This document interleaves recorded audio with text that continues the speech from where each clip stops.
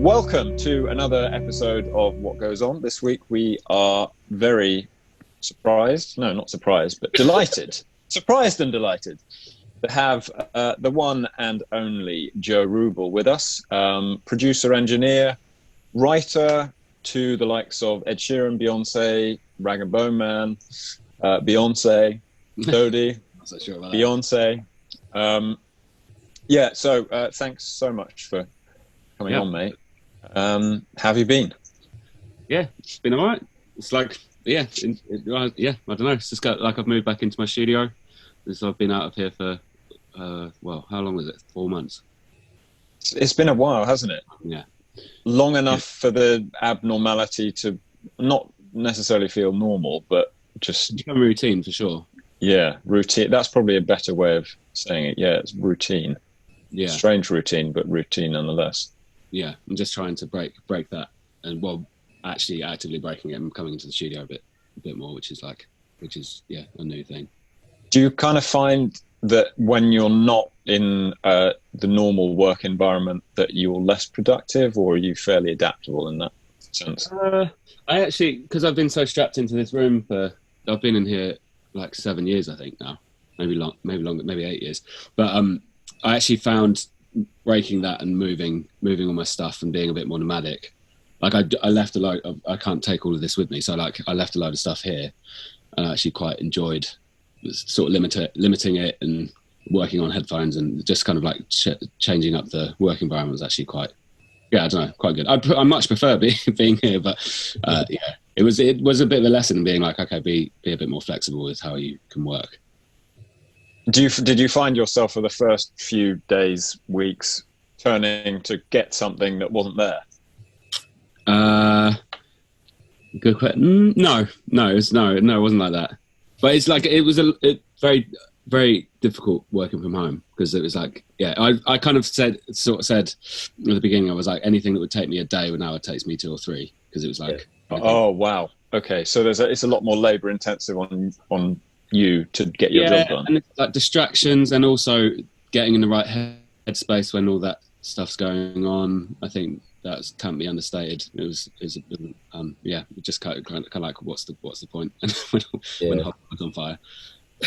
Yeah, it did feel a bit like that. And also we did a podcast recording yesterday with a session bass player called Vicky Warwick. Yeah, and she said that the sense now is almost like post-tour blues. Yeah, like that kind of weird, what on earth is going on? Where has reality gone? That is that kind of sensation, but for months and months on end. Yeah, and you still don't have anything in the diary. Like it's just kind of swirling around.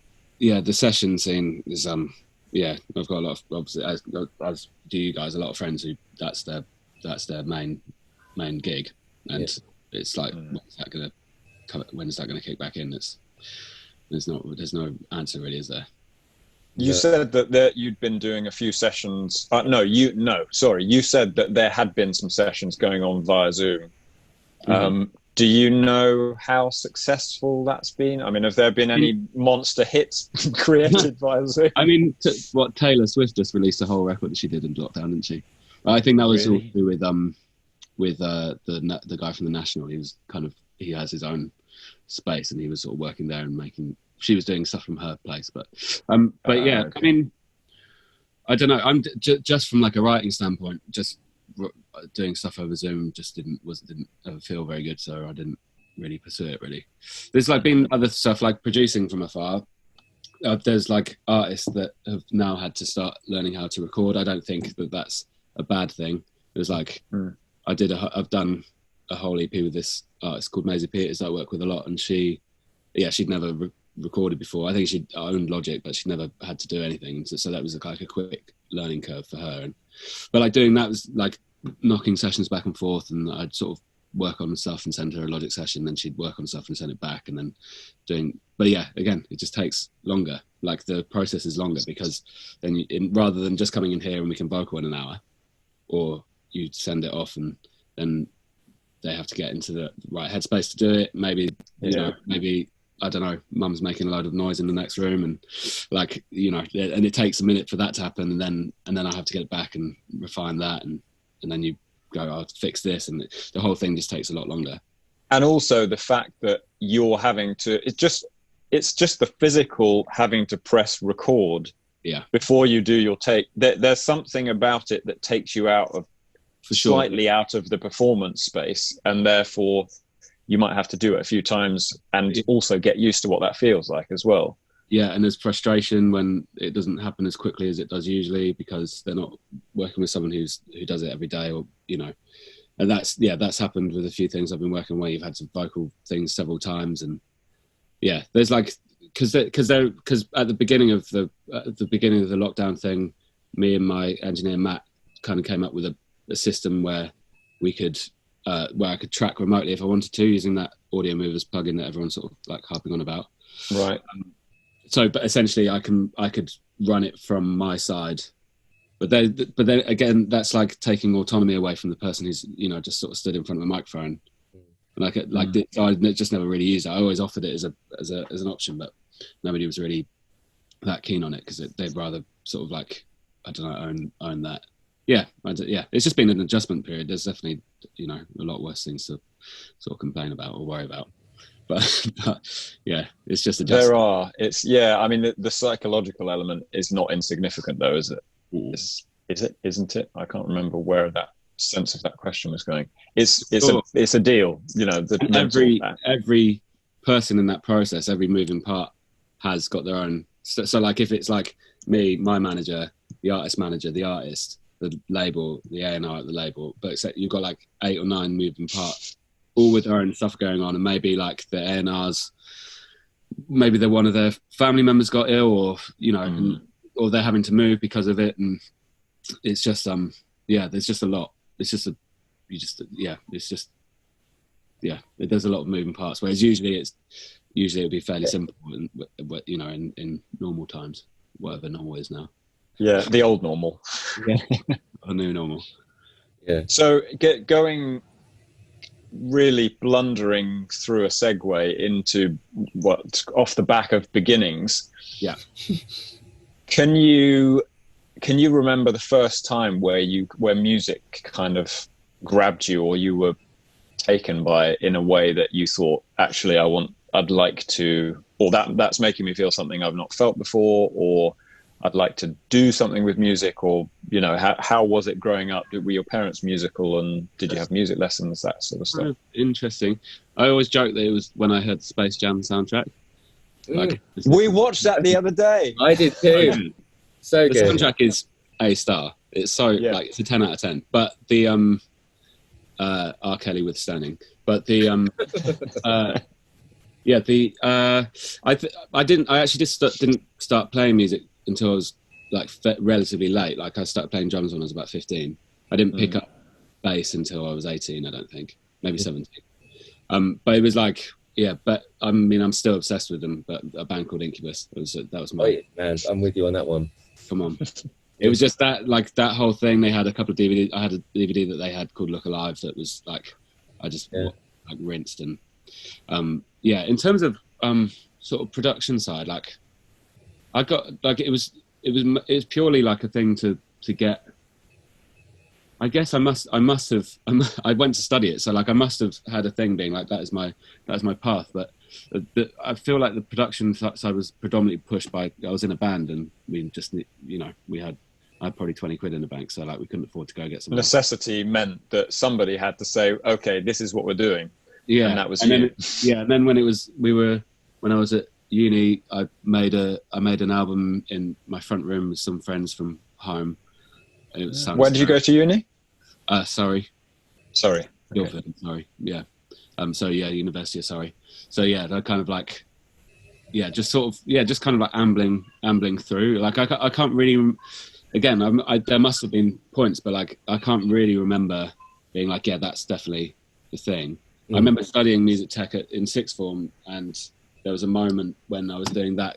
I really didn't get on with it, but the first year I studied, it seemed a bit over my head, and to bless her, like, my teacher was lovely, but she was definitely forced to do it. It's because it was like a funding thing, because she was a music teacher, and then They're like, you should do a music tech course, and she wasn't that on it. And then there was a thing, we went away to like a retreat type thing that the exam board had set up, and the guy there was a guy called Bernie, who was like a really sick clav player, and we had to sort of score something to picture, and I was like, oh, like that's how that works. And then I sort of threw myself into it afterwards when I was in second year of sixth form, and then during that I was like, well, this is quite neat, maybe this is what I want to do, sort of studying going forward, and sort of went to study at university, and yeah, that was kind of the thing, really. And what, can you remember, because I loved the drums from a really early age, but well, maybe not unsurprisingly, but there were no drum kits around where I was. I was kind of buried in the middle of Norfolk somewhere. Yeah. And no one had a drum kit, and I was just, you know, from a very young kid, I was banging on pots and pans in my mum's kitchen. Where was your first experience of making a noise that you thought was good? I remember I had a friend who was like, I'm going to go buy a guitar, and you should be. I think I was like, I want to play guitar, but I couldn't. It was like I was just out of the range of affordability, so he got one. Then he was like, maybe you should be a drummer. And a friend of mine was taking drum lessons at the same time in like a music shop in the next town over, and so we'd go there every Monday night and play drums for like 3 hours with this guy called Steve, who was like, yeah, he was just a bit of a legend. So I had it, and then I got a drum kit at home, just like a cheap thing, which I would try and rehearse on, and then yeah, we basically got like a piece of this left of that from the neighbours. But my mum used to live on this basically retired road, and like there was not very our next door neighbours were just complaining about the noise too much. Oh no! So then my brother had just got a bass, so my brother just got a bass, so I just started picking up the bass and playing that instead, and then that was kind of it. I just stopped playing drums. I still took drum lessons until I did them for maybe 2 or 3 years, which is really good in hindsight. I can't play the drums for shit now, but like it's really good for like rhythm, and you know. You think about music differently, I think, if you have played the drums, and if you think about drummers who've ended up kind of starting bands or writing a record themselves. Yeah, it's a very different kind of.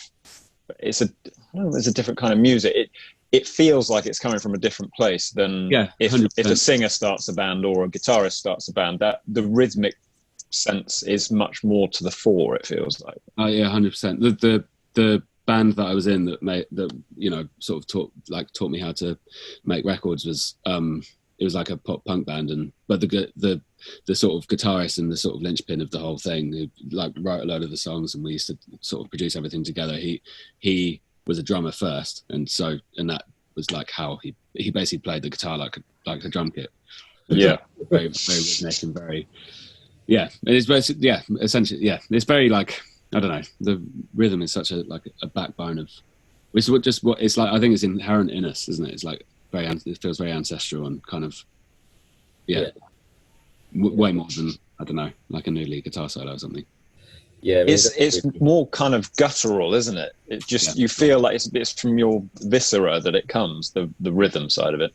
Yeah, I agree. But yeah, I think that definitely, I mean, it definitely helps now, you know, with like a lot of the stuff that I work on is like programmed, so like, you know, programming drums, but with a sense of how a kit goes together. Not necessarily that it has to sound like an actual kit. If that is the case, then I'd rather go and record one. But yeah, you know, it definitely helps. That start. It's got to serve a purpose, which is not necessarily sounding like a drum kit. Exactly. Yeah. There's not very many. There's not. I don't know. There's not a lot of people who are that into live sounding drums at the minute. But that's okay. That changes. Like taste change. Sorry, I stood on your toes, Matt.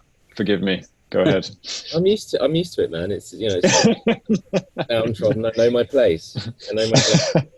And the question has completely gone out of my head. But anyway, so from when you left uni, what happened then? Did you kind of go just carry on with like bands, and then just? Well, So I should I did a very specific course at uni that I started on a different course. It's a course called the Tom Meister course, which is you basically have to have like a strong background in maths, physics, and music, because it's basically it's called music and sound recording is the kind of thing. So it's like very it's like very music based. A lot of harmony and theory, and also there's just like a lot of acoustics. There's a lot of electronics element to it.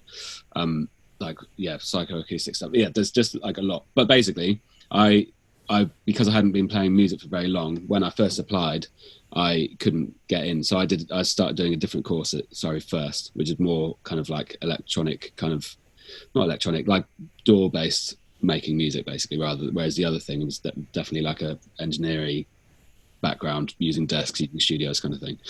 But when I got there, because you needed like a certain grade in this instrument, and a lot of my friends now were in the year that we started at the same time, but they were studying in that course in the first year, whereas I was doing the other thing. And a bunch of them were like, I'm a grade 8 in piano, but I haven't touched it since I was 11 when I got my grade, and now I don't play anything. And I was like, well, I'm playing all the time, so like that doesn't seem like that fair. So like I applied for the course and I got in, so I went in again. But the reason why I was so het up and going on that course was because they had a placement year, and the placement year is, everything's kind of changed a bit now. It's been, I don't know how long I've been graduated, 9 years, but like the studio landscape's kind of changed. But at the time they were placing like 3 people at Abbey Road. There was 1 at Air, 1 at Strong Room, one at Olympic, RIP. What else? Like British Grove, Real World. So that was my kind of, I definitely just wanted to, I was doing the course primarily to go and work in the studio essentially. But then I had my band on the backside. So I remember going to do all these interviews. I went to interview at Air, and I was like, yeah, I can leave at like 5 some days if I've got to go do a gig, right? And they were like, absolutely not. What are you on about? I was like, okay. And eventually I kind of decided, I was like, I just want to be in a band. So maybe I don't want to work in the studio. And then a friend of mine was working at a studio called Phoenix, which is now closed as well. But and he was like, we haven't had anyone, take the placement. Would you like to come and sort of like see it? And it was out in Pinewood Studios, which is a big film studio out kind of like West London. And it was like, it was amazing. It was perfect. It was like, it was a 1 studio room, but it was big enough to sort of hold 40 players, I think 45 players. So you could do like a big room. Yeah. So you could, and it was the kind of whole thing was based around it was kind of from the roots of a studio called CTS, which had closed. So the owner used to be the technical manager at CTS, and he built Phoenix in CTS's old building, and then that got knocked down, so he moved to Pinewood, and that was kind of the thing. So like I guess the culture there was very kind of like, it was very sort of, this is a very traditional kind of way of learning. I can't really explain it. It's like there's ways that Abbey Road engineers are kind of trained. The same thing with Air. CTS had its own way, and there's like, from CTS people splintered off into Angel. So there was an amazing engineer called Steve Price who used to work at CTS, and there was like a lot of people around. It was just like a family that you were kind of joining. That doesn't really exist as much anymore. It's like everything's kind of changed, but it was definitely like sort of like holding on to the old school way of doing things, especially the fact they had a massive room.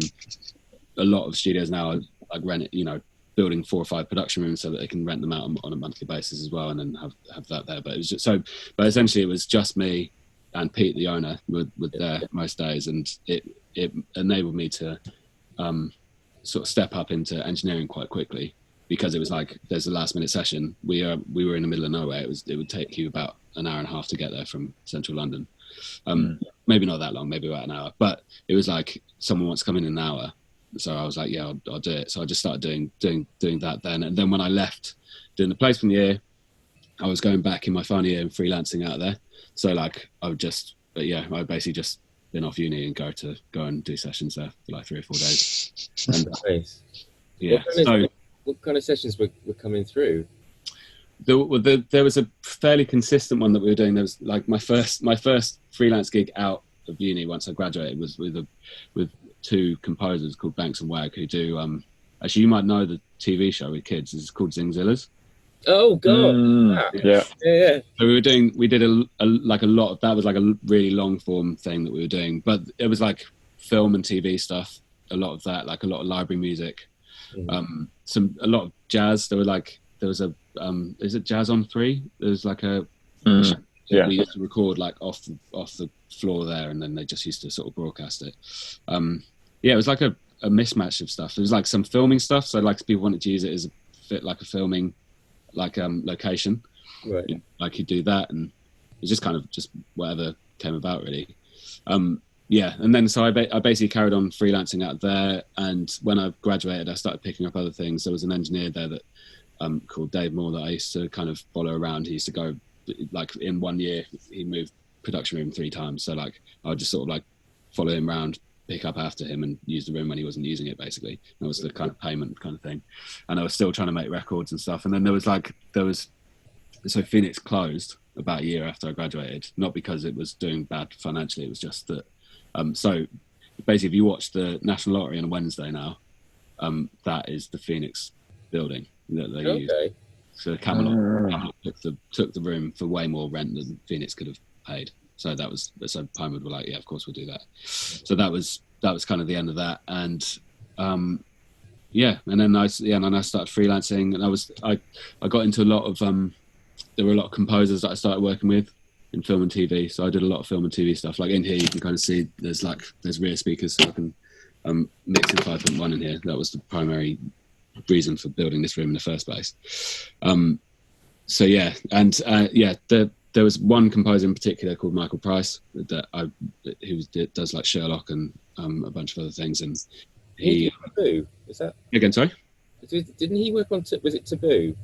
No, that was I actually worked on Taboo. That was Max Richter, right? I think. That's really bad. That sounded cool anyway. That program.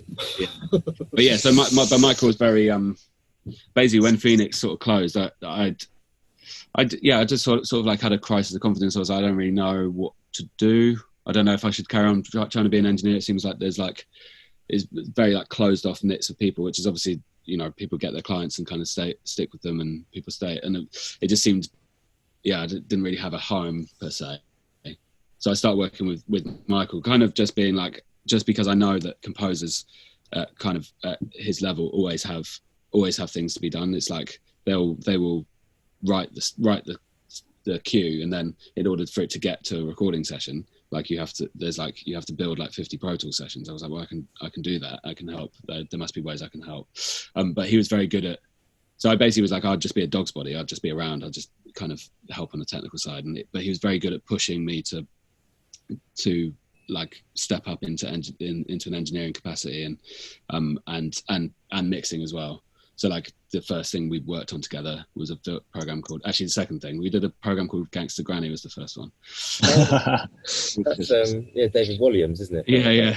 But like at the end of that, I was sort of helping him with that, and he was sort of pushing me to mix that a bit more. It was like, well, you can like, he's sort of giving me the keys a bit and just being like, just have a go. And then the second thing that we did was a program called Lightfields, and we were going to Abbey Road to do that, and so that was like my first time being in Abbey Road in a working capacity, and that was pretty awesome. And how long after you graduated were you in Abbey Road then, just to make everyone feel really sick? I don't know. It'd been about a year, maybe 18 months. A whole year. No, but it was he was just very good. Like, and then the next time we went to Abbey Road, he was like, you can engineer. It was like, it was just sort of pushing me to be more, I guess. And then around how many people were on your course / graduated from the course that you did at uni? It was an intake of 36. Okay. And then maybe 5 or 6 people dropped out over the course of that. So we're talking about like 28, 29 people finishing the course. Yes. How many of those went into employment in the field that they thought they were going to, or a related field? And do you know how many are still in that? I'm just kind of thinking there are courses to educate people into how to do these jobs. Are there enough jobs? Because like you were saying, it's a tale that started beginning of the 2000s, I suppose. All the big kind of classic recording studios, gradually their leases came up, and then the rent just shot through the roof, and there was just like, what am I going to do? I can't find anyone anywhere else close to rent, and I've got all this money invested in the infrastructure of the studio. So, and they gradually dropped like flies. We had a studio in Acton, and ended up picking up quite a lot of stuff after CTS closed. And then in 2008, it was just like, can't afford to do it anymore. And that wasn't even on the cusp of a renegotiation on the contract. It was just, we couldn't, the rents were going down and down, or sorry, the money that you could charge for a studio was going down and down. Costs were going up, and it just kind of dropped left. They were dropping left and right. Yeah, absolutely. So how many people did and still are on in jobs that they thought they were going to be in? Well, because this course was so sort of like wide in terms of what you could study, kind of thing. I was really not, like, I think my lecturers hate me. Like, I was really not into it, and I probably would have. I definitely would have been close to failing if it wasn't for like my portfolio. Like, I was working hard recording, so I had hopefully something good, good enough to be in my portfolio, and that definitely sort of like dragged me out of being, because I just was not interested. I was like, I just want to be in the studio. But like, I was definitely, there was definitely not, there's like some, obviously you gravitate to the people that you're similar to. So all my friends were kind of into it. But like a lot of those have kind of like, one of my housemates, one of my really close friends was working at Abbey Road as assistant / engineer. He did that for 7 or 8 years, and he's ended off, and he's going to go and he's just been traveling for a year and a half, and I saw him the other day, and he's like, he's going to go study a different course in Bristol for a bit. And it's like, so there's like a lot of that. Another friend of mine was another Abbey Road engineer, and he moved to Nashville, so he works with Dave Cobb over in Nashville. There's not an awful amount, but what I was trying to say is that like there was enough there there's a lot of people who go into like R&D. There's a lot of people who work for like Focusrite. There's a company that I am closely sort of tied to, who actually this room used to be theirs. There's a company called Spitfire Audio. So my friend Stan, who is the S behind me up there, we started this room together. It used to be Spitfire's only spot, and then they moved next door. They had a whole building, and Stan eventually went to work with them. But yeah, they sort of hoover up a lot of graduates now as well. But it's like, because it's kind of, in the tech sector, there's definitely a lot more jobs. And yeah, like I've got another friend who works for a company called Orbit Sound, who do kind of the, home speakers, but on the sort of higher end of it. Another friend who works for B&O, Bang & Olufsen, I think. Yeah. Maybe it's Bowers and Wilkins, I can't remember. But yeah, there's like a lot of jobs in that sector going to work for microphone companies. There's like AKG were taking people on, and but yeah, in terms of like studio side of things, like people were taking jobs, but they sort of slowly have dropped out. What I actually found was like, particularly, I never went, apart from my year being kind of in-house assistant at Phoenix, I never went back into somebody's employ. I was always freelance. So like, it's hard work, like working in a studio, particularly at on the bottom rung. I did it for don't even think I made 12 months. And like you, I can't remember when it was. When you were interning at Phoenix. Yeah, you were like, oh well, I kind of want to work on my band. No, you're here. You're doing your job here. And I just got treated like a skivvy, because that's how everyone is always treated when they start at the studio. Yeah. And so you really, really got to want to do it. And it takes quite a while for you to climb high enough up the ladder that you're not completely wrecked all the time and become really jaded. Yeah, it's very like dead man's shoes. Not always. Like I think like Air is very good at kind of, you'd think people tend to go to Air and stay there, But like, so you assume that like if you were, you had 3 people above you, then maybe you just have to wait till one of them either drops out or moves away, whatever, until they go. But actually, they're quite good at making that work somehow. I don't really understand how they managed to do it, but they're like very good. But like definitely, there's definitely a thing of dead man's shoes. Like I don't think I would have, if Phoenix wasn't sort of, it was definitely like a right place, right time kind of thing, and I was definitely afforded the opportunities to sort of step up. And then I sort of like got clients because of that, because I would sort of assist on their sessions, and then next time they come in, they'd be like, "Well, Joe can do it," and rather than bring an external engineer in kind of thing. Yeah. I also saved some money because they didn't have to pay because I was But I don't know. Yeah, it takes I actually think this is just true with sort of friends of mine who are session musicians as well. I think if you stick it out, just statistically, if you stick it out, like, and you're good and you can just keep your head down and keep going, like, I think the number of people just stop doing it for whatever reason.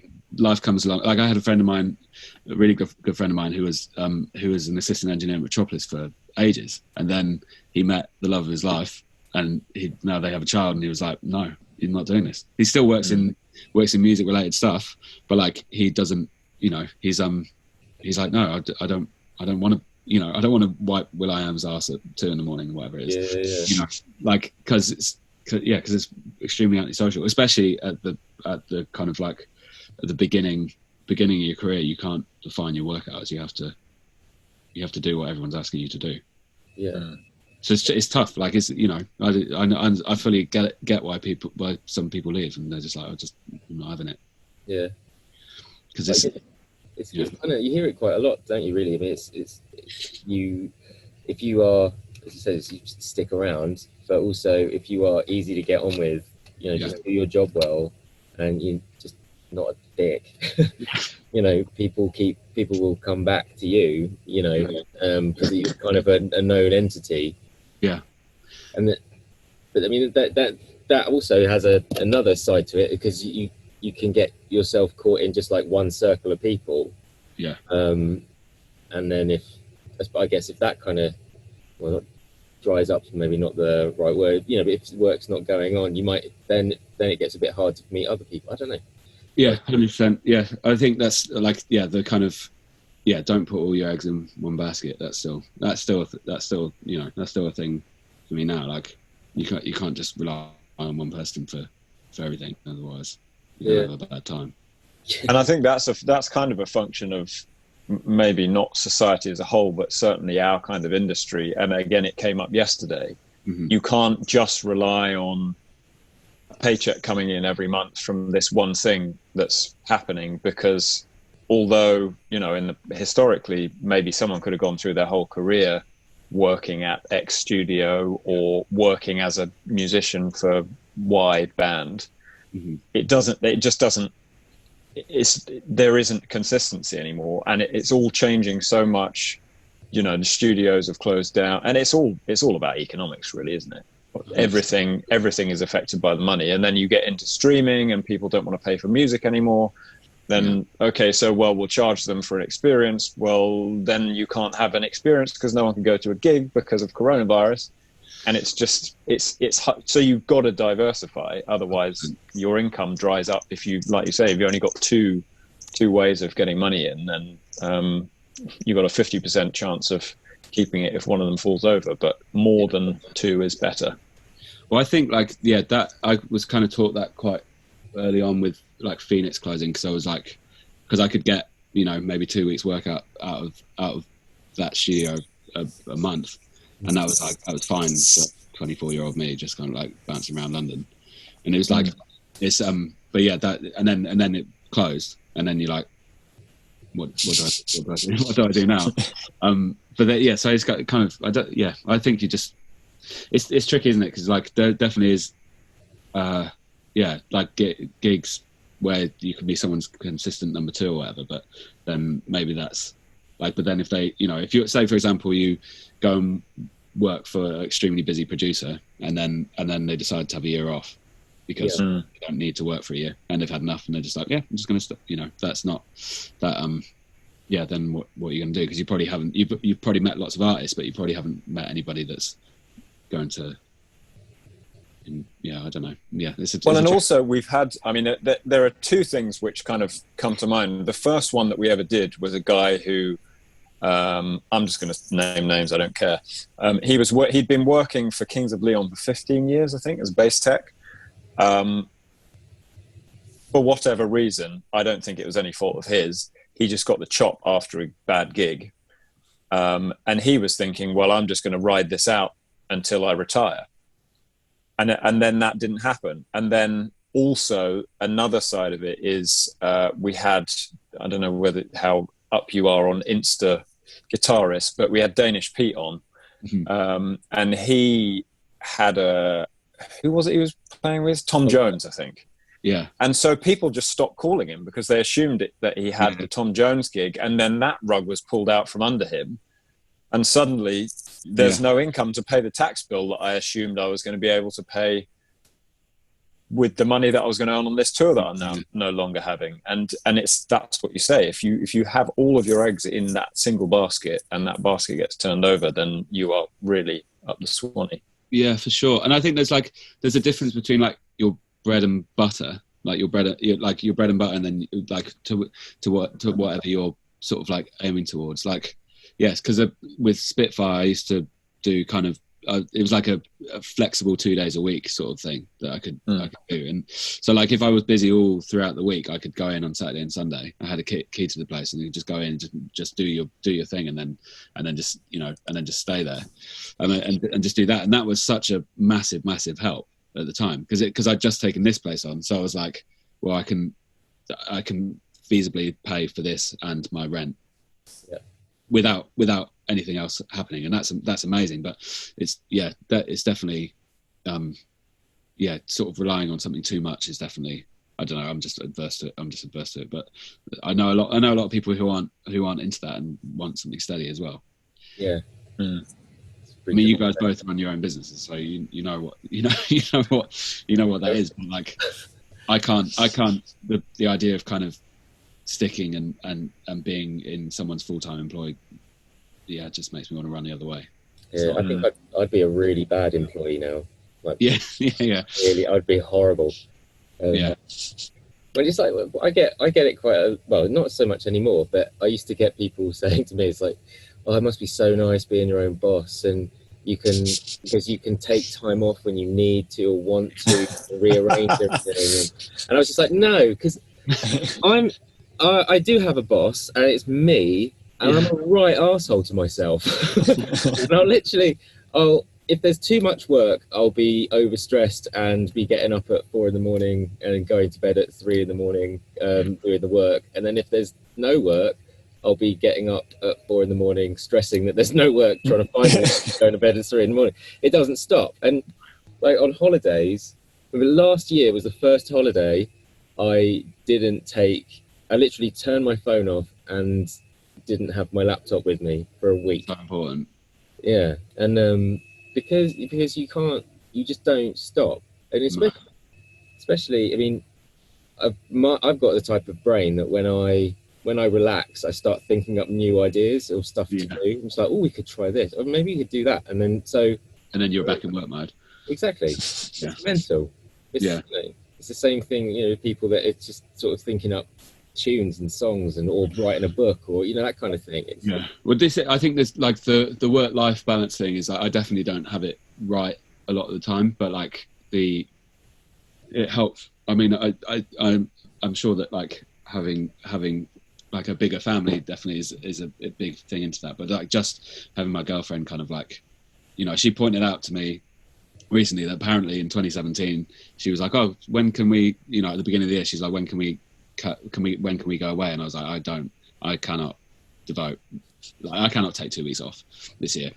And like, I can't remember saying that because I've had to sort of readjust.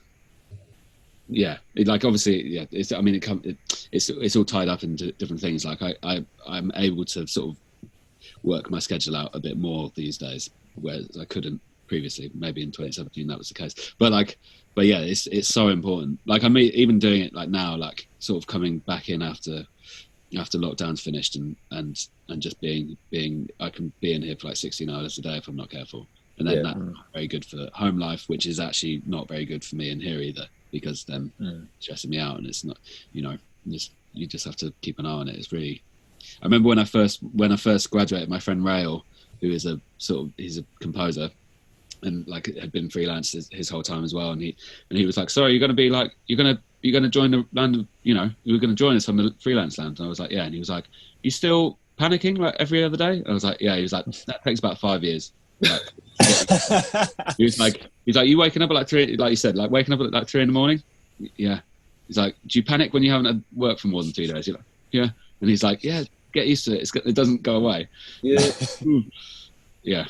Which is like, I don't know. You two kind of like settle into it. You like, you do know that it's going to be fine. But yeah, it takes a certain type of build. I don't think everyone's up for it really. No, it's definitely not. I mean, I know my sister is, she has to have, she has to have a steady, everything is very steady. Like it works for a big, conglomerate, and everything, it has to be like that. She likes everything ordered and everything. As soon as I find if everything is a little bit too ordered, then I kind of freak out. Yeah. I almost want that little bit of chaos, although I will moan about it until the cows come home, but I don't want it either. Yeah. And my pet. Yeah, same. But my school friends, like they're, yeah. So like there's like one of my best friends is like, we're just like polar opposite, and we often joke because he said like 5 or 6 years ago we were kind of sat in a pub and he was like, I could never live with you. I was like, what do you mean? He's like, well, because he likes to go to bed at 10. Yeah. So he's up early and does the thing. He now has a daughter, so it's even more rigid. I'm like, that's not my thing at all. I like routines are one thing, but like that, I don't know. Yeah, the chaos is.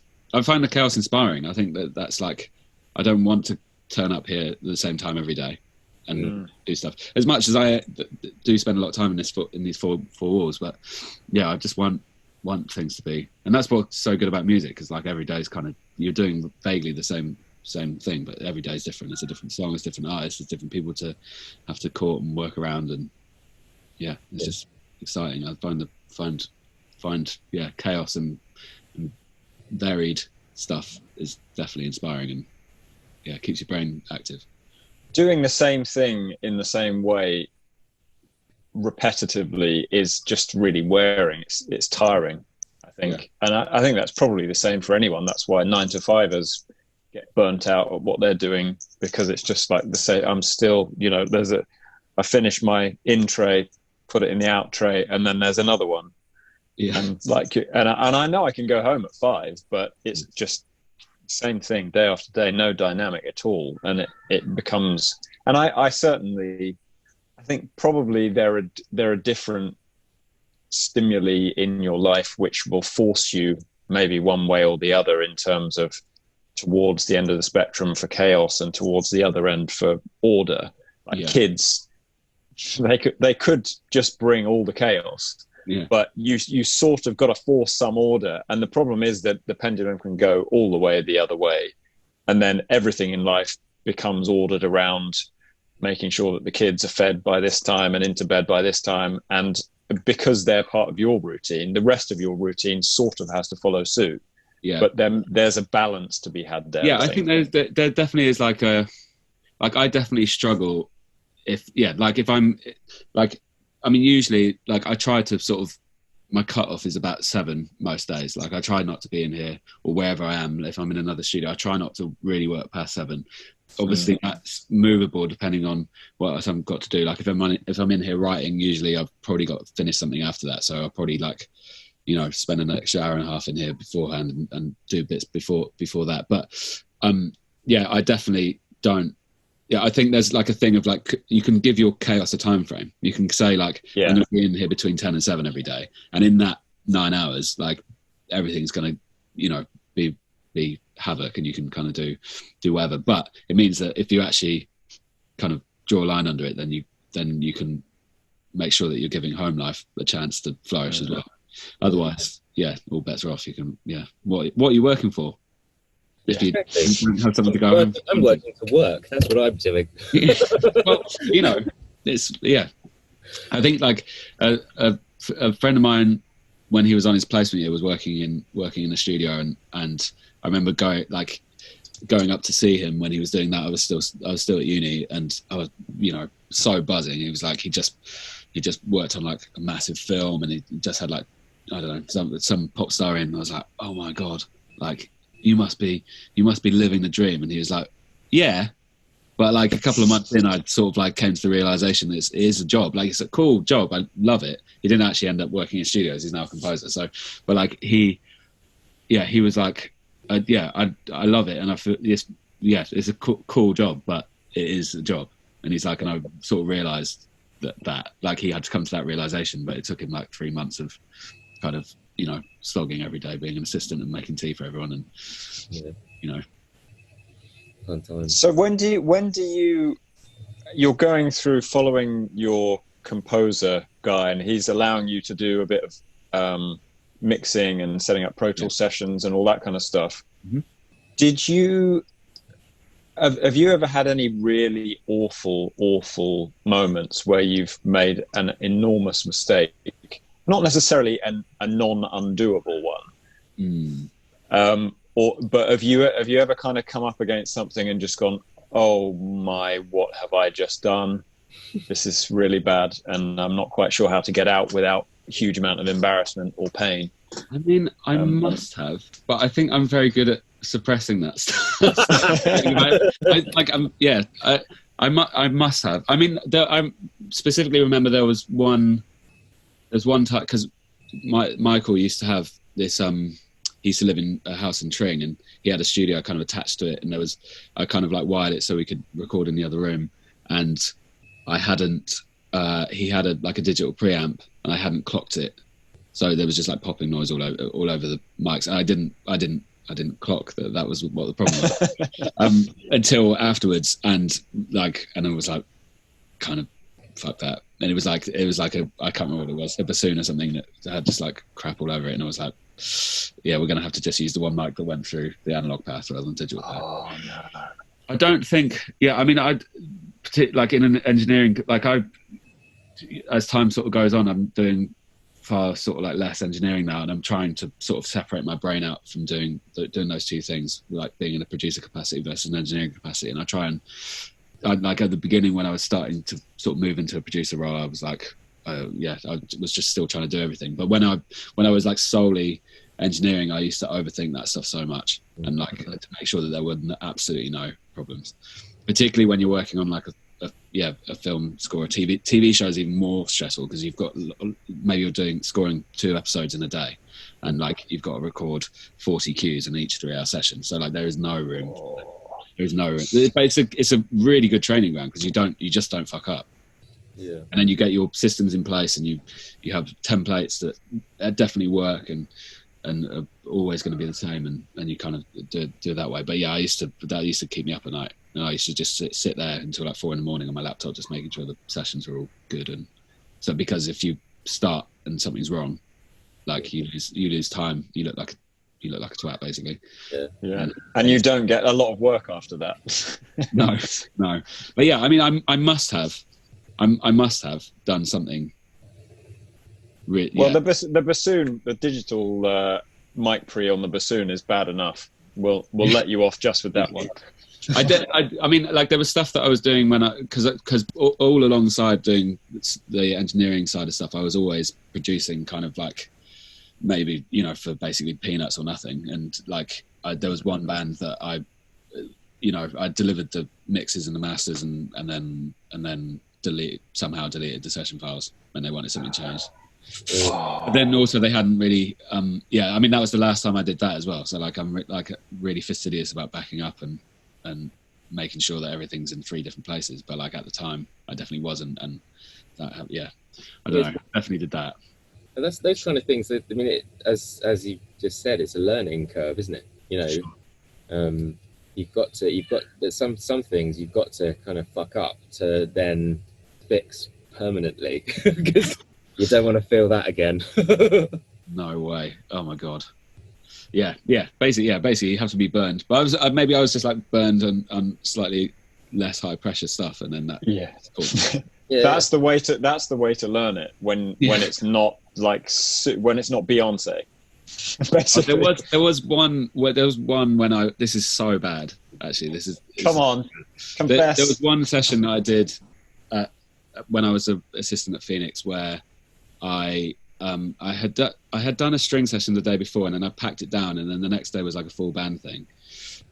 But my friends were coming up to London, and they were like, come to the pub. So I went, got out of my mind, and then sort of woke up to the engineer calling me because he was outside the studio and I hadn't set anything up, and I was about 45 minutes away. So like I was friends with like Pinewood Security, so I was like, I called them and I was like, can you just let him in?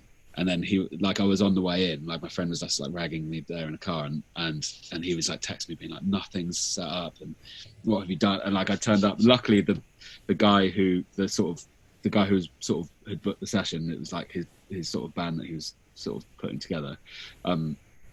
He's like a good friend of mine, and was a client of mine for a couple of years after that. But he knew that it was a one-off, and he thought it was funny because it was like I couldn't handle my drink or something. But like I went in, I'd set a drum kit set up mic-wise in about 5 minutes. It was just like it was hungover as well. Like, I am so sorry. And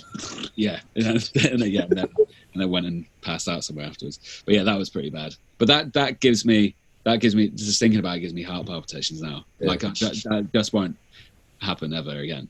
Yeah. Because it's just it's like embarrassing. You just like hate that. I'm not going to do that again. Yeah, no, I totally get you on that one.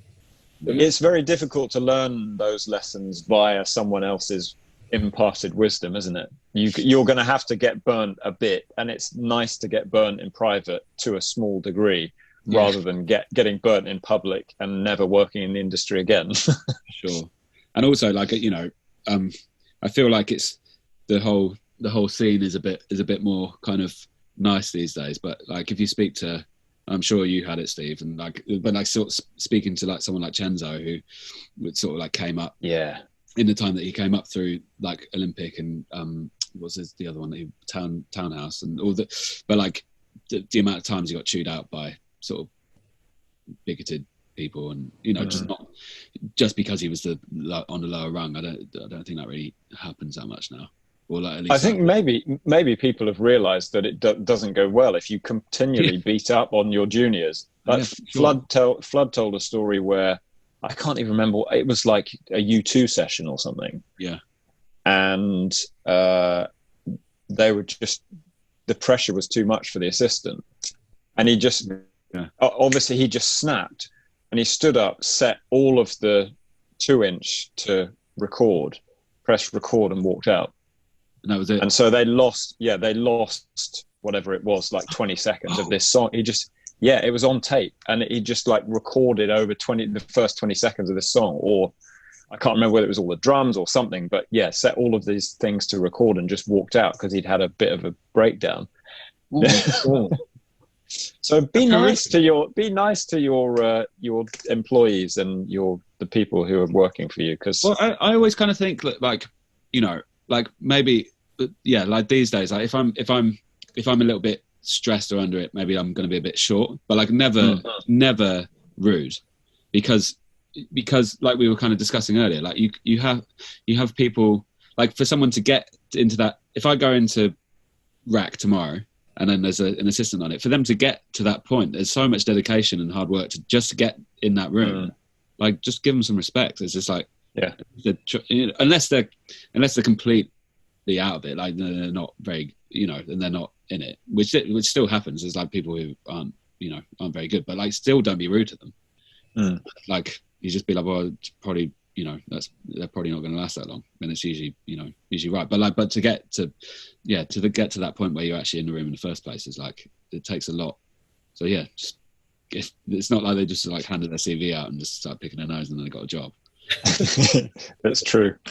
So how did you, clumsily moving into the next phase of your professional life, how do you go from engineering into production and then was it a kind of stepping stone onto co-writing, and how did that? Can you kind of navigate us through how that happened? Yeah, well, so I was engineering a lot. I was still sort of producing kind of in the kind of in the background, as it were, but like definitely like kind of running around and engineering was definitely my main gig. And then I worked on Ed's third record, Divide, and I did that for like six weeks. It just taught me quite a lot about I don't know, it was very like humbling, but also taught me a lot about my role within whatever his process is. And what was your role in that on Divide? Purely engineering, but I was kind of adding, like towards the end, like I was bringing stuff back in here and like adding stuff and kind of, you know, just sort of like getting more involved, just because I was just sort of like getting more confident in that side of things. And so that obviously came out and everyone was quite excited about that. And I basically met my management, who were like a godsend. I'm really not very good at kind of like shouting about what I'm doing, or like I struggle with it. And my manager George in particular, like, that hates the fact that I never post on Instagram. When things come out, and it's like we sort of joke about it, like my caption will just be like, "This came out, George told me to post this." But I met them, and they were just first off, they were just like, well, you are already producing. They kind of got me the first thing that they did was I produced a song for an artist called Tom Grennan, which ended up being a single that got onto radio. And then sort of that, it was very much about like sort of like moving the dial into more producery type of things. But they asked me very, very early on in our relationship, like who would I want to work with? And I think they thought I was going to say like get Bruno Mars or Sam Smith or nothing or something, because I just worked on Ed, and I was like, well, I you know, fucking love Ed. I love making records with him, but like he is in his moment now. It would be really nice to be part of someone's story. Ascendancy, yeah, exactly. And I was like, that's basically, I just want to work with new people. And they were like, well, the only way you kind of really do that at the minute, this isn't a blanket statement, but like most of the time artists come to London they don't go, I'm coming to London, I'm going to go in with this producer. Like that does happen, but like a lot of it is born out of the writing process. So you do writing sessions with them. That's how you get the relationship, because they spend more time with you. You become part of some songs, but then you often will end up producing other things for them as well. Right. And they were totally right. I was really skeptical about getting into writing. I just was not, like, I had written before. I did, just the idea of doing a writing session or doing a writing camp or something, it was just like, I just was not receptive to it at all. But I was like, I trust them and I wanted to try it, so I did. And like just kind of realized that actually writing such a broad term, you can kind of make it however you want to do it. So like, you know, like there was an artist I was working with who the day before she'd gone round to this woman's house to write, and they were talking, and then the woman realized that the artist is really into poetry. She was like, oh great. And she like opened the door, and she's got like a big library of poetry, and they just read poetry all day and then wrote a song out of what they were reading. And I was like, you can either do that, or you can go to someone, they've got like a ready produced like pop song which sounds really shiny and nice and finished, and you can just vocal it, or you can all sit around with guitars and do a voice mode. Like there's so many ways to that term exists. And doing a writing session.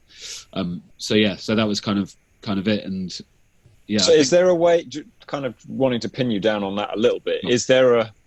Is there a mode out of that broad spectrum of ways that you can approach a writing session? Is there a mode that you feel that you gravitate towards particularly, or I very much like of it? Hang on, you broke up a bit there. See, what did you say? Just like how? Yeah, just answer the whatever amount of question that you heard. Just answer that. I don't know. I like to be as art-centric as possible, and I will kind of like let them guide the room. Like, I think my favorite, I guess my, like, again, comes back to like having every day slightly different. I find that quite exciting. I can have 5 writing sessions in a week, and every day will be slightly different in terms of the process. Like, some people want you to kind of like build, maybe you sort of have a few chords and you start building the tune, and then they want to hear it fully realized before they can kind of like react to it. Others would just much prefer to sit around on guitars until you have the core of the song, and then start producing it up. It just kind of like it kind of varies, and like I'm quite happy to be as flexible as possible with that, because every artist is completely different. And even within, like, you know, one artist, maybe I've got 3 days with one artist, and every day those will be different because they'll come in a slightly different mood, but it's just whatever gets them inspired and moving. Really, it's just kind of, it's whatever. However, they definitely have to be a facilitator.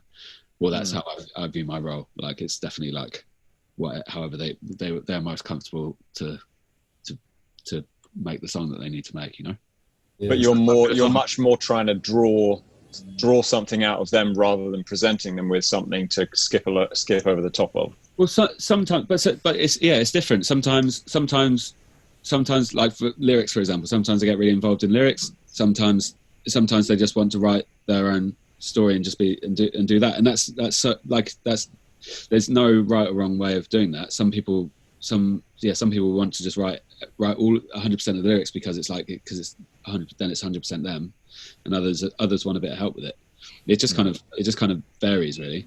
And so, like, the same thing with melody and chords. I mean, my favorite way is like if you're in somewhere and the whole room's open, as in like people can pick up instruments and play, and you can just you just basically just jump around until something sticks, and then you can jump on it. Whereas if I'm like, I always have like a thing, like I don't have a piano in here, but I think having a piano in a writing room is really important, and also like acoustic guitars, so that people can actually play without you giving them permission to play. So like if I like, so for example, with a piano in here, like I've got a keyboard just under where this laptop is. So like I have to pull up a keyboard sound and then like allow people to do it, which is like, it's much easier if, I don't know, I'm going on a bit of a tangent, but it's much easier if people can just sort of like bounce around and be free and not be restrictive, and also it was a big lesson in sort of like letting certain ideas go. Like if I've programmed like a drum beat that I think is really good, and then someone's like, I don't like the snare, instead of being like, God, you don't know what you're talking about. Like, just change the snare. It's just part of the process. Like you don't have to, like, I don't know, just not be as, just be fluid and flexible. I think that's the main thing. Still kind of learning how to do that, but I think that's important. And all of that is the word that you said was restrictions. I think all of that, like you're not wanting to let go of the snare sound, is a restriction to getting the song written, and allowing a kind of atmosphere where that it feeds their creativity. Yeah. You saying, no, we're staying with this snare sound because I spent 20 minutes on it. That's a barrier, and you're mature enough and understand the game enough that you've got to remove all restrictions, including your ego. Yeah. Well, I was talking to someone about this the other day. It's like, if I'm in here on my own, finishing a song, producing a song, and I'm like, what this song needs is like 50 layers of guitars, and I spend all day doing it, timing up, making sure everything's good, it's all sounding good. I'm like, this is it. And then if I deliver it, and then the whoever, the label, artist, manager, whoever turns around and is like, actually, we don't think this is guitar. This is actually a guitar-led song now. Like, my response to that should be like, okay, well, like I'll try something else. But if I'm too married to the idea, then my initial reaction would be like, fuck off. I just spent a day on that, which is not conducive to getting the song in where it needs to be, you know? Yeah. Maybe I was right in the first place, it should be guitar led, but like it's kind of, you just have to get out of the way of it a bit. There is a point there though, isn't there? It's not always right for someone to shout down your idea, because your idea might be the best idea. So maybe it should have 50 layers of guitars, and that guy's just having a bad day and he wants to take it out on your day's work layering the guitars up. Yeah. So it's not as cut and dried as that, but fundamentally, if you can get out the way of the creative process, then, or facilitate it at least. Well, there's a difference in that, and also believing in your own ideas and your direction for something, and knowing when to fight for it. But I think, basically everything's kind of like, everything has to feel like you're collabing. I think I just think that's. Yeah, and stitching all that together and navigating that is like a big part of what my job now is basically just kind of like making sure that all the moving parts are happy, including mine. Anyway. But yeah. Oh, hang on. Sorry, my computer I froze there for a second. So look, what's next on the cards? You got anything? What's lined up? I'm kind of like, so people are starting doing sessions again now. I haven't in here. I've done sessions in studios where you can sort of maintain your distance over the past month or so, but I haven't had anyone in here yet. That still feels a bit weird. Yeah. So this is a 4 meter. You can't really. It's not big. It's like 4 meters by 4 meters, and most of the space is taken up with stuff. So you can't really like separate out. So I don't know. Yeah, I'm kind of enjoying the freedom. There's like a few artists that I just work with fairly consistently. So like there's an artist called Dodie, who I think you know, Matt, who's so like we're finishing her record, but like having to do that remotely. So yeah, just kind of doing that. We're doing another song for that at the minute, and kind of just finishing the mixes, and and then there's another artist I work with called Maisie Peters, who I'm just like sort of consistently doing stuff with. It's a weird time. I'm quite enjoying it because I can kind of just like chase whatever I feel like chasing at the minute, without really any regard for the diary. So if someone's like, "Can you come here for a week?" I'm like, "Yeah, cool, I can do that." It's just, that's quite nice. There will be a time when that changes. I just don't know when that will be yet. Yeah, but just kind of or I just distract myself and rewire the studio for 2 weeks, which is what I've just done. Yeah, we all have those things. Yeah, I just about put it back together before I got on this call. Nice. Does it all work? Yeah, it does. No, it does. Yeah, it's I'm really happy. But yeah, it's I don't know. I'm feeling vaguely positive about everything at the minute, but there are definitely like we were talking about the live sector. That's like, feel very lucky to be able to work at all. Yeah. Do you just because it's kind of come up in the last 2 or 3 podcasts that we've done? So there are people who are doing streamed gigs for nothing. There are people doing stream gigs and asking for donations, and there are people doing streams and asking people pay in advance. Can you kind of speak to that topic a bit? What do you see coming down the pipeline if we can't get back in muddy fields and theatres again? I don't know. Do you see the whole thing about the Chainsmokers thing in New York? No. They did like a charity gig, and the photos of it is basically just everyone sort of crowding together and going off at a DJ gig. I mean, I don't know. I don't like. Are these sort of drive-in things happening? Yeah, there've been a few of them, haven't there? But I don't know how successful they've been. Yeah, I feel like the novelty of it will drag people to go. Like I'm definitely going to go to one of those sort of like drive-in theatre thing, like to go watch a movie or something. Yeah. I really want to do that. I don't know, I know like a lot of artists are doing kind of like Instagram live streams just to kind of keep the pot going. And I think there's always been that opportunity for artists of a certain level, like kind of like just before, on the cusp of releasing their debut album or whatever, who are just putting songs out and they're interacting with their fans that way. And I think that people are sort of like jumping on that a bit more. Yeah, I don't know. I think if people can get people to pay for tickets to stuff. I saw there's an artist Emily Burns is doing like a thing from Abbey Road today. Maybe they're like streaming from Abbey Road, but you have to buy a ticket to get the stream. But then the profits are going to charity rather than to her. yeah, I don't know. I don't know what the answer is. This is just, again, it's just sort of suck it and see. Yeah, I just think there's like, yeah. I mean, weirdly, the artists that I feel sort of like, I feel the most for is like someone like Dua Lipa, who released a monster record that was loads of stuff behind it, and she's supposed to do like 2 O2s or whatever it was, and it's gone. Yeah. Like, well, not that we have to pray for Dua Lipa, but you know what I mean. Like, there's definitely like a massive campaign there that's just been flushed, or like catered in a different way. And I think that actually,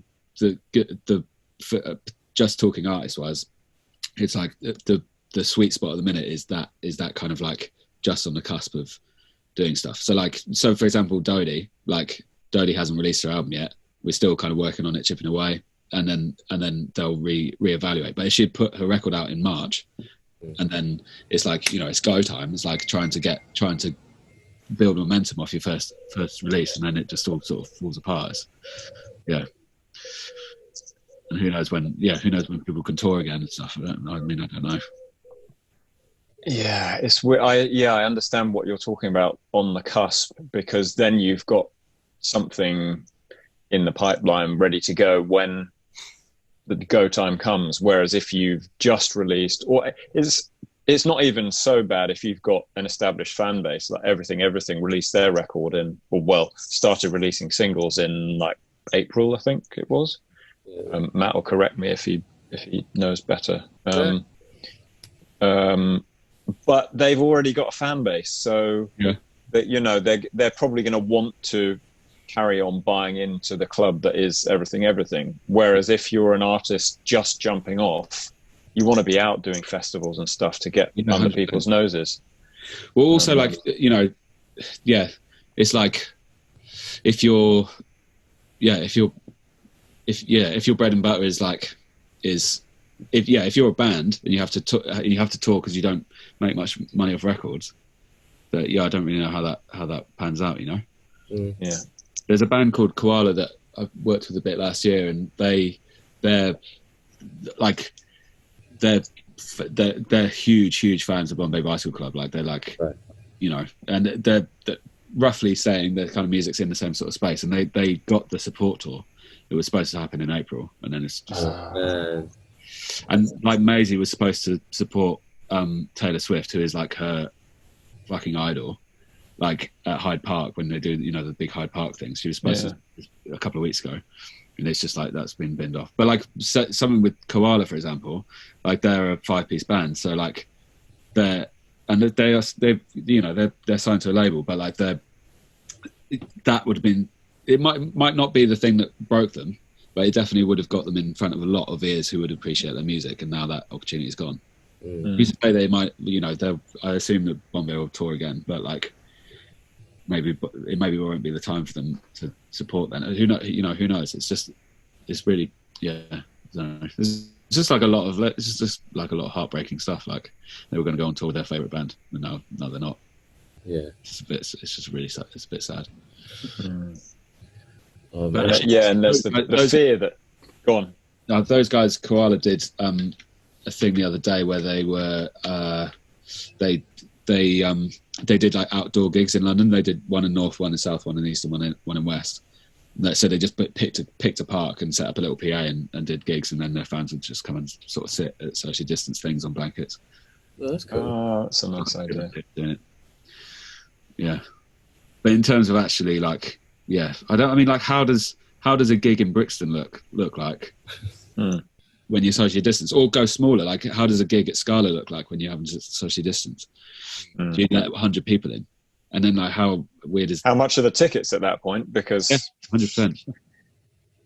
And there was talk of there being some, like, socially distanced...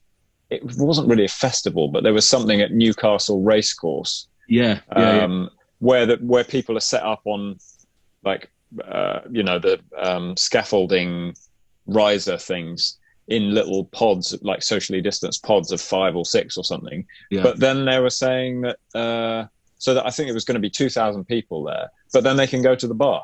So, like, how is that? But it's also like kind kind of weird. I went out for dinner for the first time last night since. How was that?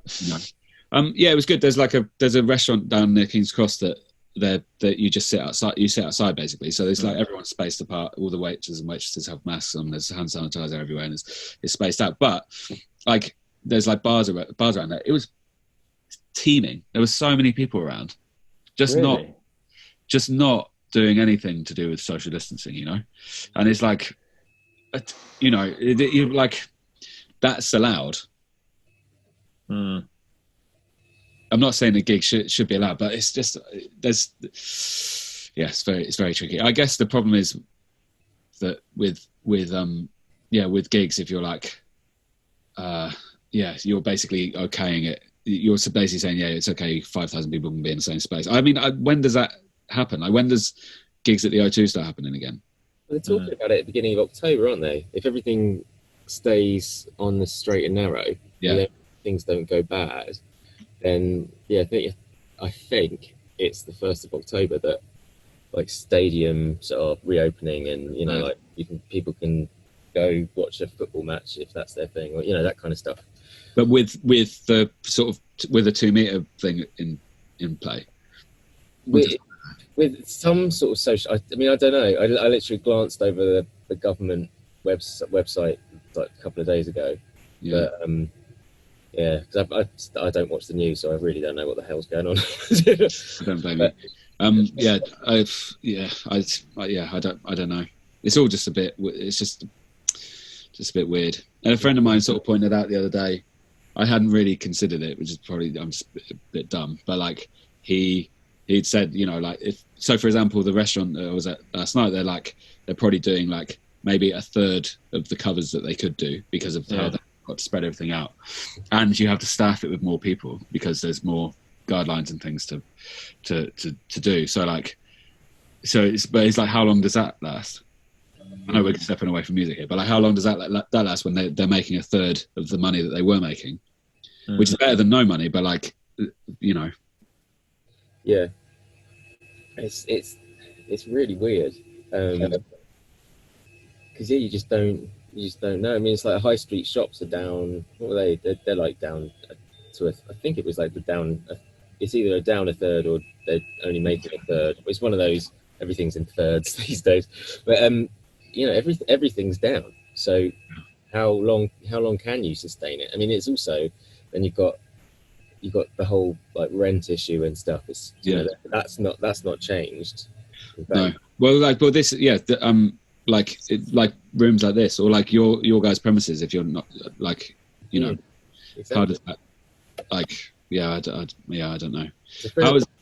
How have things been? I don't know if you want to be open about it, but how have things been for you guys? Has it just been business as usual kind of thing? Well, for me, I mean, like the service side of the business kind of dropped off a cliff. Yeah. But then the product side of stuff like shot up. So it's up, yeah. You know, it's up. You know, literally the first month it was like 400% on the previous one, which is like it was crazy. But also it's down like half staff, you know. Well, actually, no, more than that. It was only like me and got a lady called April who comes in. She was like in part time because she also had to look after her kids. Yeah, all these orders coming in.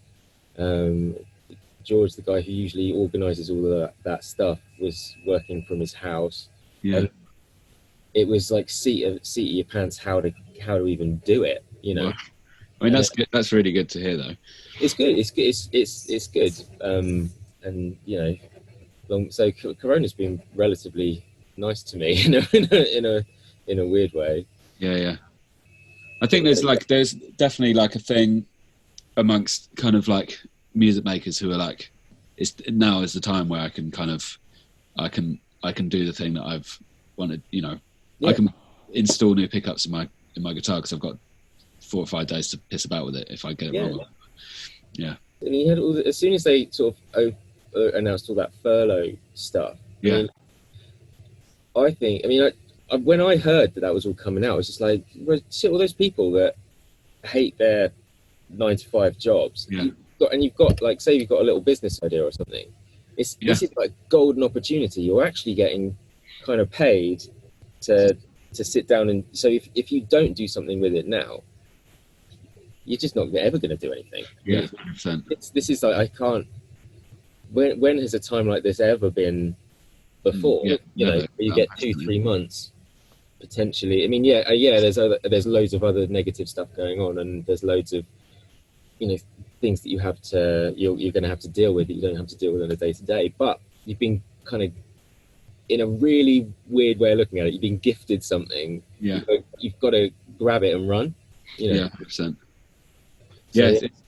Yeah, I would agree with that. I think it's just like, because it seems like my friend Stan that was mentioned earlier, who works for Spitfire, he was like, they're like, it's been mental.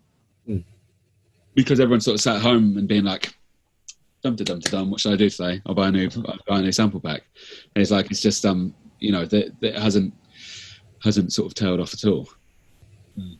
Who knows? Yeah, I mean, we've been relatively busy. I mean, it's probably certainly nothing like Matt's increase, but it's ticked up a few notches probably since the beginning of lockdown. Yeah.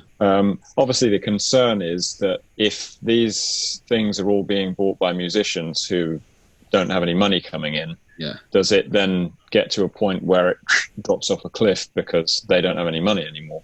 Yeah, I mean, I don't. Hopefully, it doesn't get to that, and hopefully, musicians can work out a way to get some kind of an income from their music while there are no gigs on. But I think there's definitely, it seems like other producers I've spoken to, that there's a lot of plans to get records made because to focus on that side of things rather than the touring side. So it's basically just like banking everything that you've got, Yeah, makes sense. And then it's just kind of a smart way of doing things. So like, I think that side, I think like studios, I think seem to be pretty busy now.